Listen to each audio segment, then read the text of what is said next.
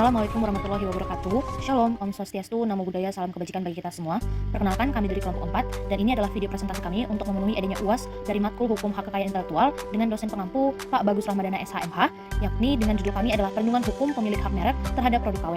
Dengan anggota kelompok yang pertama Christine Larasati Haryanja, kedua Devio Nabila, ketiga Dian Zura, keempat Purbaya Adi, dan yang kelima Riantio Pratama. Baik, untuk memulai presentasi dari kelompok kami, saya akan memulai dengan adanya latar belakang, di mana latar belakang kelompok kami mengangkat judul ini dikarenakan kami melihat bahwa banyaknya produk-produk dengan merek-merek terkenal yang merupakan barang KW mudah sekali untuk dapat kita temukan dan dapat diperjualbelikan secara bebas di pasaran maupun toko-toko kecil. Nah, produk-produk ini sendiri dijualkan dengan harga yang sangat-sangat murah dibandingkan dengan produk asli atau pemilik hak merek itu sendiri. Dan ternyata hal ini berimplikasi terhadap adanya minat dari konsumen tersebut menjadi menurun untuk membeli produk asli. Nah, selain itu juga menyebabkan masyarakat tidak lagi dapat membedakan bagaimanakah produk asli dan juga produk-produk KW itu sendiri. Maka dari atas urgensi tersebutlah kami melihat bahwa diperlukanlah suatu regulasi yang dapat melindungi para pemilik produk asli atau dalam hal ini adalah para pemilik hak merek untuk dapat melindungi haknya.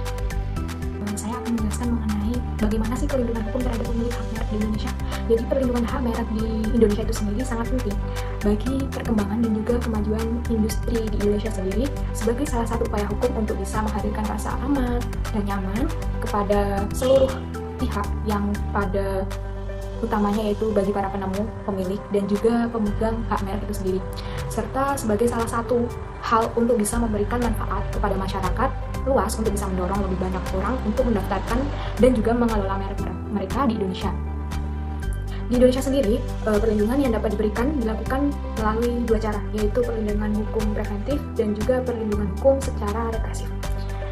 Mengenai yang pertama yaitu perlindungan hukum secara preventif itu, kita dapat melihatnya dari undang-undang merek yang telah diterbitkan untuk bisa melindungi merek terkenal yang mana pendaftaran merek itu akan ditolak oleh aplikasi jika merek yang didaftarkan tersebut secara substansial ataupun keseluruhannya mirip dengan merek terkenal. Untuk itu entah barang atau jasa yang serupa dengan merek terkenal. Namun, di Indonesia sendiri kita dapat melihat bahwa menganut sistem pendaftaran merek dengan suatu sistem yang disebut dengan sistem konstitusional, yang mana sistem ini menegaskan bahwa orang yang mendaftarkan merek untuk yang pertama kali itu berhak atas merek yang didaftarkan. Dan dalam penolakan pendaftaran merek itu terkait dengan perlindungan hukum preventif merek harus diperhatikan dengan itikat buruk bahwa yang bukan pemilik merek dengan sengaja ataupun buruk keyakinan bermaksud untuk mengeksploitasi reputasi merek dagang orang lain dengan menggunakan promosi merek terkenal untuk keuntungannya sendiri, entah itu dalam memperkaya diri ataupun dalam hal ekonomi. Perlindungan hukum represif, yaitu yang kedua, itu bisa tercermin dalam penarikan kembali keputusan tentang pendaftaran merek, entah itu sertifikat ataupun izin produksi oleh Dirjen HKI, yaitu lembaga yang berwenang, sebagai bentuk penegakan sanksi dari pemerintah dalam hal itu yang berkepentingan tidak memenuhi syarat yang harus ditaati, entah itu lengkap atau tidaknya keterangan yang diberikan, serta keterangan tersebut berlainan yang di kemudian hari merek yang didaftarkan tersebut ternyata diketahui memiliki persamaan entah pada pokok ataupun keseluruhannya karena pendaftar ataupun pemohon tidak memberikan keterangan yang benar ataupun keterangan yang lengkap tentang merek yang didaftarkannya. Selain itu, dua upaya hukum tentang represif ataupun preventif itu bisa dilakukan upaya yaitu pembatalan merek oleh pengadilan dan juga penggantian rugi bagi pemilik hak merek. Efektivitas perlindungan hukum bagi pemilik hak merek terhadap transaksi jual beli barang KW yang ada di pasar bebas. Nah, jadi pada dasarnya itu kenapa ini terjadi? Karena orang Indonesia itu cenderung sikap konsumtif yang tinggi terhadap barang-barang branded atau barang-barang disebutnya barang-barang apa ya, produk-produk luar negeri lah. Tetapi ya produk-produk luar negeri yang mahal gitu, tapi bertolak belakang sama pendapatan yang didapatkan oleh masyarakat Indonesia. Nah, tapi keinginan masyarakat Indonesia itu sangat tinggi jika ingin memiliki barang tersebut. Nah, disitulah mungkin banyak para pihak pembuat barang tiruan barang KW yang terjadi di Indonesia, yang terjadi di pasar bebas di Indonesia. Larangan menggunakan merek bagi para pihak yang tidak memiliki izin pemberian hak merek diatur dalam pasal 20 tahun Undang-Undang Nomor 20 tahun 2016, pasal 42, pasal 100, 101, 102 dan pasal 103 mengenai larangan dan ancaman pidana bagi para pelanggar.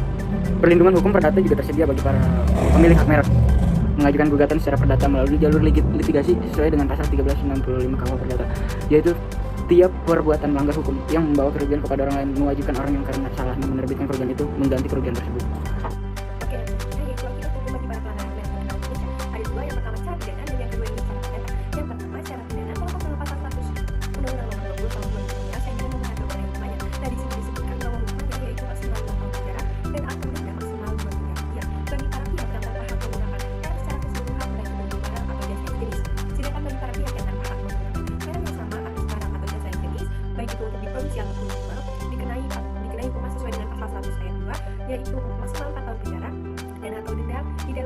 miliar rupiah. Pasal 100 sampai pasal 102 termasuk dalam delik aduan. Selanjutnya secara perdata, kerugian finansial dan komersial yang dialami pemilik hak merek dapat diklasifikasikan sebagai perbuatan melawan hukum, yang dimana sesuai dengan pasal 1365 Kitab Undang-Undang Hukum Perdata, yang dimana berbunyi siapapun yang menyebabkan kerusakan pada orang lain karena kesalahannya wajib mengganti kerugian tersebut. Saya akan melanjutkan presentasi mengenai kesimpulan dan saran dari kelompok kami. Yang pertama ada kesimpulan yaitu perlindungan hukum atas hak merek terkenal di Indonesia diatur dalam Undang-Undang Nomor 20 Tahun 2016 tentang merek dagang dan indikasi geografis. Perlindungan yang diberikan terhadap merek tersebut dilakukan dengan dua cara, yaitu perlindungan hukum represif dan perlindungan hukum preventif. Akibat hukum bagi pelanggar merek yaitu dapat digugat atau aspek perdata.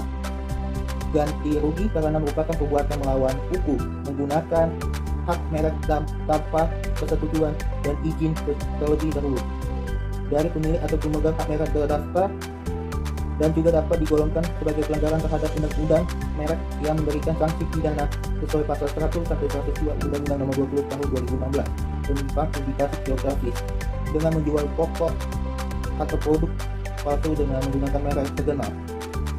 Lalu ada saran dari kelompok kami, yaitu perlindungan hak merek terkenal perlu diperkuat karena memiliki nilai ekonomis dan komersial.